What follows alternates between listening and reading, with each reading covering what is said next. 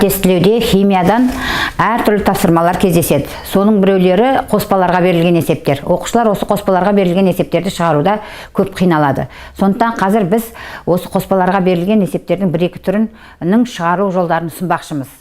Біріншісі, мінекей өздеріңіз көріп отырғандай, металдардың қоспасына берілген. Біз әуелі осы есептің берілгенімен танысып алайық.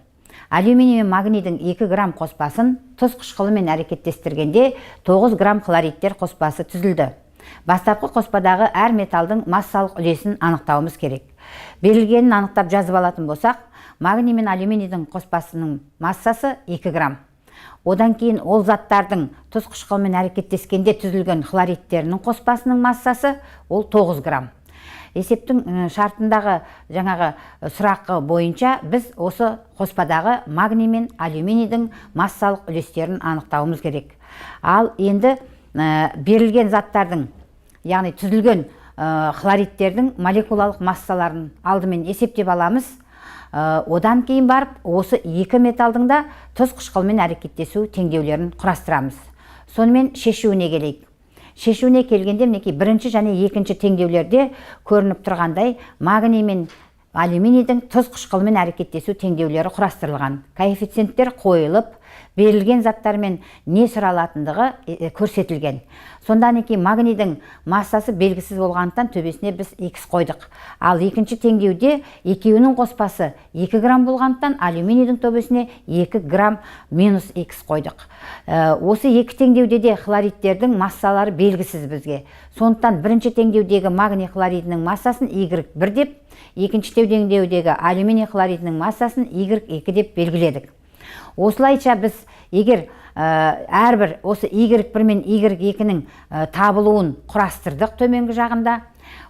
Енді осы Y1 мен Y2-нің, яғни екі хлоридтер қоспасының қосындысы 9 грамм екендігі бізге белгілі. Осы бойынша біз теңдеулер шешеміз. Алгебралық теңдеуді шешеміз. Сонда алгебралық теңдеуді шешсек, яғни Y1-дің мәнін қоямыз, Y2-нің мәнін қоямыз, екеуінің қосындысы тең 9 грамм болды. Енді осы алгебралық теңдеуді шешкенде анықтағанымыз магнийдің массасы 0,9 грамм екенде, ал алюминийдің массасы 2-ден 0,9-ды алғанға, яғни 1,1-ге тең екендігін көреміз граммға. Енді осы екеуінің әр қайсының жеке-жеке массалық үлестерін анықтаймыз. Төменде мінекей үшінші бөлімінде жаңағы әр элементтің магний мен алюминийдің массалық үлестері қалай анықталғандығы көрініп тұр. Өздерің білетіндей, бүкіл қоспаның массасын біз 100% деп аламыз да, магнийдікін X деп аламыз, келесі жолы алюминийдікін X деп аламыз.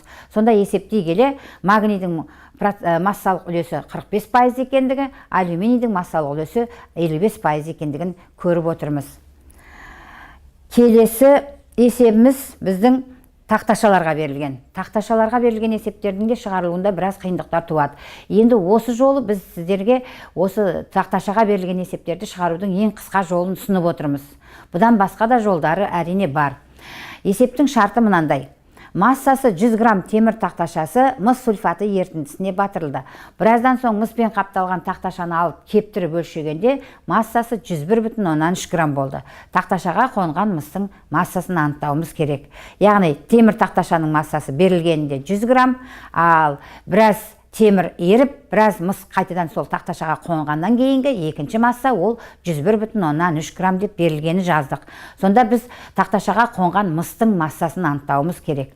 Бұл жерде біз жаңағы темір менен мыстың салыстырмалы атомдық массаларын анықтап алдық. Темірдікі 56-кі, мыстікі 64. Енді шешуіне кірісейік. Шешуіне кірісу үшін алдыменен теңдеу құрастырамыз. Темірдің мыс сульфаты ерітіндісіне батырылған теңдеуі. Темір белсенді металл болғандықтан мыс сульфаты ерітіндісінен мыстың атомдарын ығыстырады. Теңдеуден көріп тұрғандарымыздай, бұл екеуде темір тұз ерітіндісіне батырылғанда эквиваленттілік көрсететін болғандықтан темірдің бір атомы мыстың бір атомының орнын басады. Яғни темірдің бір атомы ерітіндіге өткенде, ерітіндіден мыстың бір атомы тақташаның бетіне келіп қонады. Бұл есепті шығару үшін біз массалар айырмасын қолдандық. Бұл шығарудың ең қысқа жолы. Массалар айырмасы дегеніміз жаңағы бірінші тақташамыз 100 грамм болса, бірінші өлшегенде, ал реакция жүргеннен кейін 101,3 грамм болатын. Сонда айырмасы, бірінші айырмамыз ол 1,3-ке тең. Ал екінші айырмамыз ол теңдеу бойынша. Яғни бір атом темірдің массасы 56 еді, ал мыстықы 64 еді. Егер бір атом темір еріп, бір атом мыс қонатын болса, демек 64-тен 56-ны алсақ, екінші айырмамыз 8 грамм болады. Енді осы теңдеуге сүйеніп отырсақ, біздер айырма 8 грамм болған кезде бөлініп шыққан мыстың массасы ол 64 грамм. Ал 1,3 грамм айырма болған кезде бөлінген мыстың массасы қандай деп пропорция құрастырамыз. Осы бойынша пропорцияны есептесек, мыстың массасы 10,4 грамм болады екен. Енді біз қанша темір ергенінде анықтап алуымызға болады. Ол үшін жаңағы теңдеуді қайтадан жазып, сосын мыстың төбесіне сол табылған массаны қойып, темірді анықтасақ болады. Сонда темірдің массасы 9,1 грамм екендігін көреміз. Содан енді есептің шартында берілген мәнді тексеріп көруімізге болады. Яғни о баста алынған тақташамыз ол 100 грамм еді. Ерітіндіге өткен темірдің массасы 9,1 грамм, ал ерітіндіден тақташаның бетіне қонған мыстың массасы 10,4 грамм. Осы амалдарды қолдансақ, онда жаңағы екінші тақташаның массасы шығатындығын көреміз. Демек, есебіміз дұрыс шықты деген сөз. Бұл тақташаға берілген есептерді шығарудың ең қысқа жолы, жоғарыда айтып өткеніміздей. Келесі есепті біз органикалық заттарға алдық. Органикалық заттарда да қоспаларға есептер көп. Соның біреуі мінекей мазмұнымен танысайық. Пропан мен пропеннің 2 литр қоспасы массалық үлесі 3,2%, 250 грамм бром суын түссіздендірді. Қоспадағы әрбір газдың көлемдік үлесін анықтауымыз керек. Берілгені жазып алдық. Яғни пропан мен пропен газдарының көлемі берілген. Ол көлем бойынша ол екеуінің көлемі 2 литр. Ал ерітіндіге реакцияға жұмсалған бром ерітіндісінің массасы ол 250 грамм. Соның ішіндегі бромның массалық үлесі 3,2%. Осыдан енді біз қоспаның ішіндегі пропан мен пропеннің көлемдік үлесін анықтаймыз. Ол фи әрпімен белгіленген. Енді әуелі біз сол реакцияға жұмсалған бромның таза массасын тауып алуымыз керек. Ол үшін бірінші формула бойынша, яғни массалық үлесті тапқанның формуласына сүйенсек, массалық үлес ол ерген заттың массасын ерітіндінің массасына бөліп 100%-ға көбейткенге тең.